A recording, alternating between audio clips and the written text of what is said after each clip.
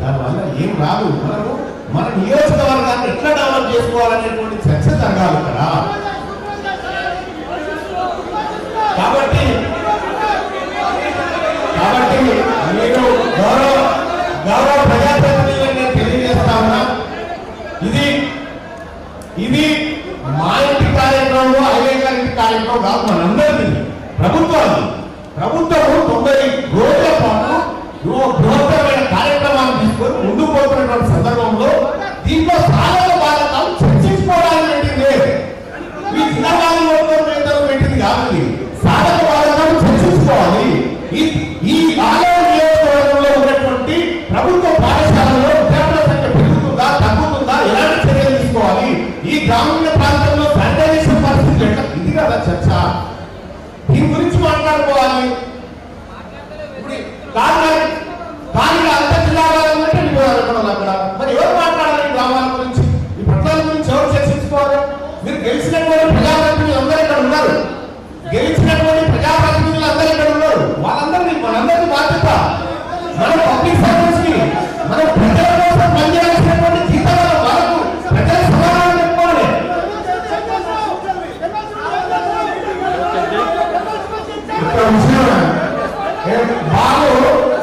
బాబు నేను సూచనీయంగా ఏం మాట్లాడాలనేది నేను మాట్లాడుతున్నా.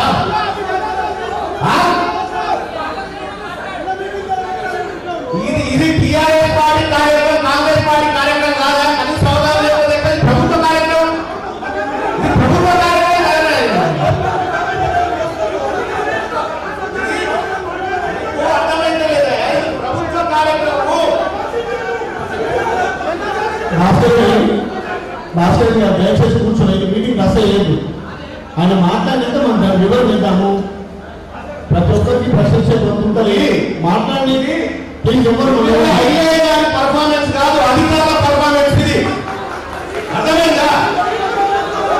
అధికారులు ఎందుకు కావాలనేటువంటి కార్యక్రమం ఇది. ఇది కరెక్ట్ కాదు, ఇది కరెక్ట్ కాదు. ఇది చేయడం సరే ఒకటి చెప్తా ఉన్నా, ప్రజలందరూ మంచిగా ఉంటే అందరికీ సంతోషం. ప్రజలు ఇబ్బంది పడకూడదు ఎక్కడ కూడా.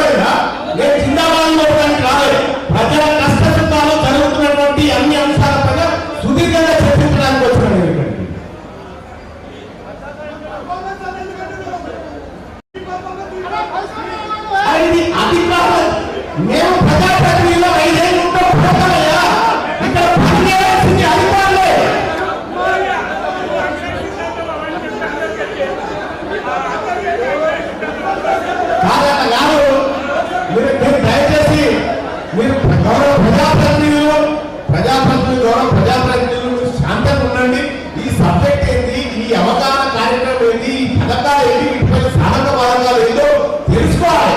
ఇవన్నీ నేను కాదు, ఐదే గారు మాట్లాడినప్పుడు మీరు ఇట్లా చేయకూడదు. ఎందుకంటే సరే సమస్య ఏమైనా ఉంటే మీరు మాట్లాడాల్సినటువంటి అవసరం ఉంటుంది. రేపు పొద్దుగా మీరు అక్కడే ఉంటారు కదా, ఇంకా పైకి వస్తారు కదా, ఇంకా పై స్థాయిలోకి వస్తారు కదా, అప్పుడు కూడా మీరు మాట్లాడాల్సింది ఇదే కదా. అందుకోసం అనేది ఆలయం నియోజకవర్గానికి సంబంధించినటువంటి ఒక సమగ్రమైనటువంటి చర్చ జరుగుతున్నప్పుడు ఏం జరుగుతుంది, ఒక విషయం చెప్తా ఉన్నా, మనకు 100% ఎక్కడ పాజిటివిటీ ఉండదు, ఎక్కడ ఉండదు, ఇక్కడే కాదు ఎక్కడ ఉండదు. కానీ దాన్ని 100% అచీవ్ కావాలని పోవడం అనేది మనకు ఉండాల్సినటువంటి లక్ష్యం. మరి ఆ లక్ష్యాన్ని నెరవేర్చడం కోసం మీకు అవగాహన మరి కల్పించుకోవాలి కదా. ఏం చెప్తా ఉన్నారు అధికారులు మాకే అర్థం కాకపోయి ఇప్పుడు అధికారులు మా చేతిలో పెడితే ఇప్పుడు ఇంట్లో ఏం జరుగుతుంది అనేది మీకు నేను చెప్తా ఉన్నాను. ఇప్పుడు తెలంగాణ రాష్ట్రంలో ప్రగతి పాలన, సంక్షేమ పథకాలు, వీటన్నిటి గురించి మనకు అవగాహన కావాలి. ఎందుకంటే ప్రజలు మనకి నమ్ముకొని ఎన్నుకున్నారు. ఇక్కడ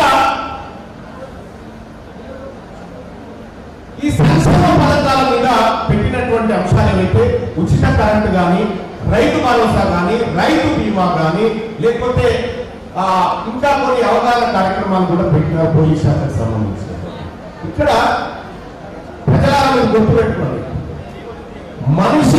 మానవుని అభివృద్ధి అనేది సంక్షేమ పథకాల మీద ఆధారపడకూడదు. మానవుని అభివృద్ధి అనేది సంక్షేమ పథకాల మీద జరగకూడదు. మానవుని నైతిక అభివృద్ధి పథకాల మీద జరగాలి. అది అసలైన అభివృద్ధి. అది దేశానికి, రాష్ట్రానికి, నియోజకవర్గాలన్నింటికీ మంచిది. ఇక్కడ గతంలో ఉన్నటువంటి వాళ్ళు కానీ, ఇప్పుడు కానీ, ఎప్పుడు కానీ, నేను ఇందులో పార్ట్ అయినప్పటికీ కూడా ఉచిత కరెంట్, ఉచిత గ్యాస్, ఉచిత ప్రయాణం, ఇంకా రేపు పొద్దుగాల ఇంకో రాయి వచ్చి చెప్తాడు ఉచిత గాలి, ఉచిత కంటి చూపు, ఇటువంటి దీనివల్ల జరిగేది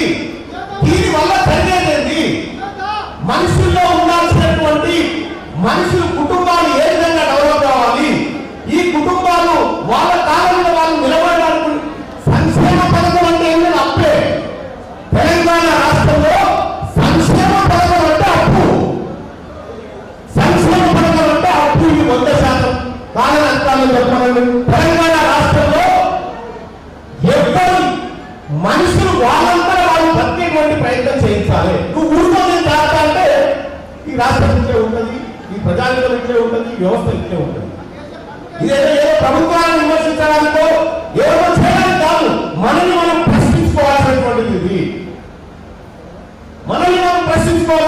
ఇది. ఇలా ప్రజలు కూడా చాలా కార్యక్రమాల్లో పార్టిసిపేట్ అయితే అవగాహన పెరుగుతుంది.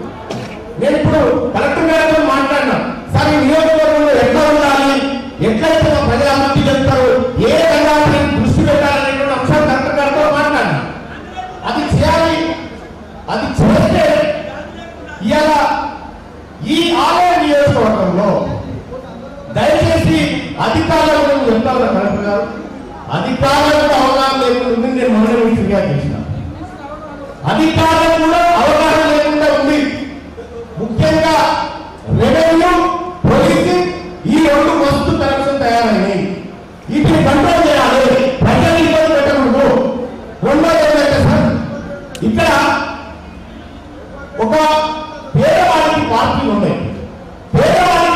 ఉన్నాయి, ఆకలి మాత్రమే ఉంటుంది. వాడు ఏ పార్టీ అయినా ప్రభుత్వ పథకం అందాలి, ఏ పార్టీ వాళ్ళైనా ప్రభుత్వ పథకం అందాలి, సంక్షేమ పథకం అందాలి, అతనికి పెన్షన్ కావాలి, అన్ని కావాలి. ఇది పార్టీలకు సంబంధించినటువంటి కార్యక్రమం కానే కాదు, ఇది పేదవాళ్ళ కార్యక్రమం. ప్రభుత్వాలు వస్తూ ఉంటే మారుతూ ఉంటే, కానీ ఇది కంటిన్యూస్ ప్రాసెస్. ఈ ప్రాసెస్ లో నిన్న ఎవరు గృహ నిర్మాణ శాఖ మంత్రి గారు ఒక చోట ఇదే కార్యక్రమంలో పాల్గొన్నట్లు ఒక ఆమె పిల్లలు కట్టించింది. ఏం చేస్తారమ్మా నీ పిల్లలు అంటే, ఒక ఆమె